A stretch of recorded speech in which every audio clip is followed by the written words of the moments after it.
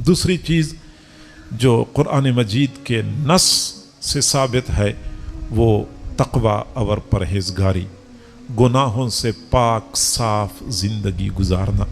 جیسے میں نے پہلے عرض کیا کہ ہمارے گناہوں کی وجہ سے رزق کے دروازے ہم پر بند ہو جاتے ہیں۔ اگر ہم چاہتے ہیں کہ فراخ رزق ملے تو گناہوں کو چھوڑ دے، اللہ کے ساتھ صلح کر لے۔ اللہ کے ساتھ صلح کیے بغیر ہم زندگی میں سکون نہیں پا سکتے۔ اللہ کو ناراض کر کے بھی کوئی بندہ سکون پا سکتا ہے؟ بیوی بہو اپنی ساس کو ناراض کر لے تو اس کے لیے سسرال تنور کی طرح گرم ہو جاتا ہے۔ اپنے خاوند کو ناراض کر لے تو خاوند اس کے لیے پرسکون گھر جہنم کا نمونہ بنا دیتا ہے۔ تو خاوند کو ناراض کیا، خاوند جینے نہیں دیتا، ساس ناراض ہو گئی تو ساس جینے نہیں دیتی۔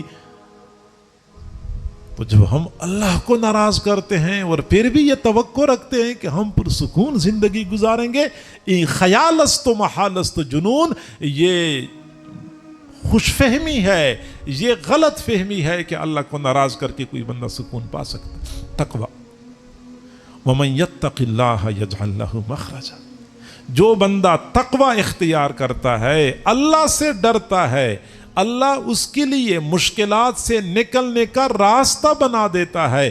وَيَرْزُقْهُ مِنْ حَيْثُ لَا يَحْتَسِبُ، اور ان اطراف سے رزق دیتا ہے جن اطراف سے اس کا وہم و گمان بھی نہیں ہوتا۔ ہمارا معاملہ عجیب ہے اور تقوی والوں کا معاملہ کوئی اور قسم کا۔ ہمارا معاملہ یہ ہے کہ جن اطراف سے گمان ہوتا ہے وہاں سے بھی نہیں ملتا، اور اللہ والوں کا معاملہ ایسا ہوتا ہے کہ جہاں سے گمان نہیں ہوتا وہاں سے بھی رزق مل جاتا ہے۔ ملازمت کرتے ہیں، گمان یہ ہوتا ہے کہ یکم کو تنخواہ ملے گی، مالک نے کہا کہ حالات ٹھیک نہیں ہیں، صبر کرو۔ ایک ہفتہ صبر کروایا، 2 ہفتے صبر کروائے، یہاں تک کہ کام چھوڑا لیکن مالک نے تنخواہ نہیں دی۔ جہاں سے گمان تھا وہاں سے بھی روزی نہیں ملی۔ دکان کے بارے میں گمان تھا کہ دکان سے روزی ملے گی، دکان سے بھی روزی نہیں ملی۔ اور اللہ والوں کا معاملہ ایسا ہوتا ہے کہ جہاں سے گمان نہیں ہوتا وہاں سے بھی روزی مل جاتی ہے۔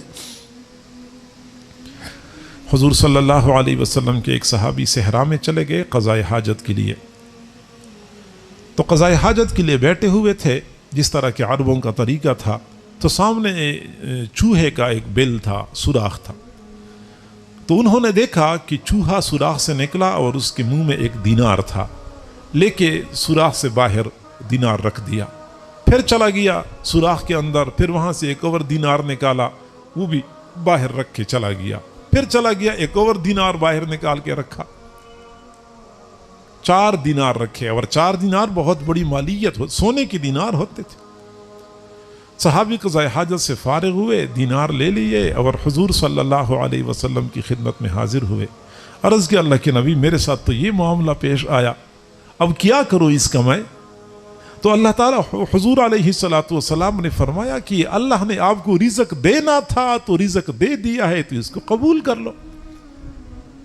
تو جو لوگ تقوی والے تھے ان کو بلوں سے رزق ملتا تھا، ہمارا رزق بلوں میں جاتا ہے، یہ بجلی کا بل ہے، یہ گیس کا بل ہے، یہ فلاں بل ہے اور یہ فلاں بل ہے۔ جی ہاں، اللہ دیتا ہے ان اطراف سے جہاں سے بندے کا وہم و گمان نہیں ہوتا۔ حضرت مولانا احمد علی لاہوری رحمت اللہ علیہ فرمایا کرتے تھے، او لاہور والو، تم میں سے کسی کو رزق ملتا ہے دکان سے، کسی کو رزق ملتا ہے فیکٹری سے، کسی کو رزق ملتا ہے دفتر سے، کسی کو رزق ملتا ہے مارکیٹ سے۔ احمد علی کو اللہ ان اطراف سے رزق دیتا ہے جہاں سے بندے کا وہم و گمان بھی نہیں ہوتا۔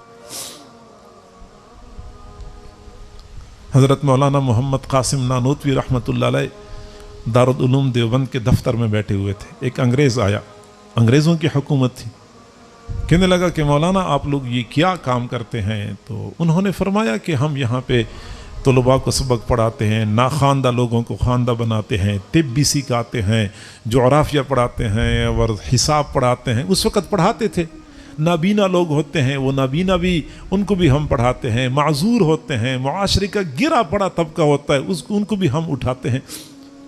تو انگریز نے پوچھا کہ پھر آپ یہ نظام کیسے چلاتے ہیں؟ اخراجات کہاں سے پورے ہوتے ہیں؟ فرمایا کہ ہم توکل سے پورے کرتے ہیں۔ اس نے کہا یہ توکل کیا چیز ہے؟ فرمایا کہ یہ آپ لوگ نہیں جانتے کہ توکل کیا چیز ہے۔ لیکن توکل کر کے ہمارے اخراجات پورے ہوتے ہیں. اس نے تھوڑی دیر تک بات کر لی. تھوڑی دیر بات کرنے کے بعد جب جانے لگا تو حضرت نانوتوی رحمۃ اللہ علیہ کو 10 روپے دے دیے.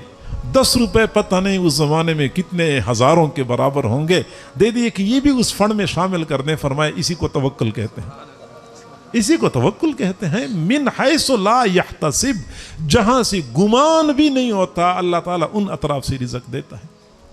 تو تقوی اختیار کریں میرے بھائیوں, نگاہوں کی حفاظت کریں, زبان پہ کنٹرول پائیں, انٹرنیٹ کا غلط استعمال چھوڑ دیں. جتنا ہم گناہوں کے دلدل میں دھنستے رہیں گے ہماری پریشانیاں اتنی بڑھتی رہیں گی. افسوس یہ ہے کہ آج کا مسلمان بے سکونی کے کاموں میں سکون تلاش کرتا ہے.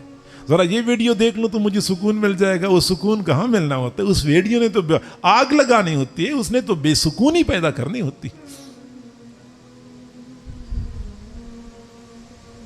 تقوی اختیار کریں. وَلَوْ أَنَّ أَهْلَ الْقُرَىٰ آمَنُوا وَاتَّقَوْا, اگر یہ بستی دیسوں والے لوگ ایمان لاتے اور تقوی اختیار کرتے, لَفَتَحْنَا عَلَيْهِمْ بَرَكَاتٍ مِّنَ السَّمَاءِ وَالْأَرْضِ, ہم ان پر آسمان اور زمین سے برکتوں کے دروازے کھول دیتے. آسمان سے برکتیں, زمین سے برکتیں, برکتیں ہی برکتیں ہوتی ہیں.